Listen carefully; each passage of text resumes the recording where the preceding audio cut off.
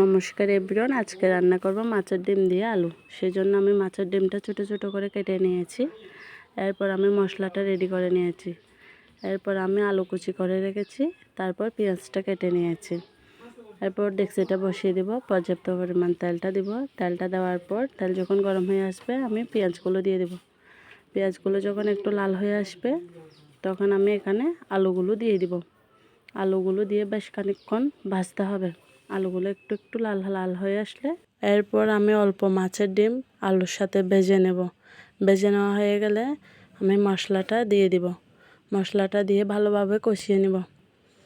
কষিয়ে নেওয়ার পর একটু পানি দিয়ে আর একটু ভালো করে কষাবো। কষানোটা যখন হয়ে আসবে শেষের দিকে এরপর আমি একটু জল দিয়ে তারপর রেখে দেওয়া ডিমটা দিয়ে ভালো করে ফুটিয়ে নামিয়ে রাখবো। নামিয়ে নিয়েছি। দেখতে যেমন সুন্দর লাগতেছে, খেতে কিন্তু প্রচুর স্বাদ হয়েছে।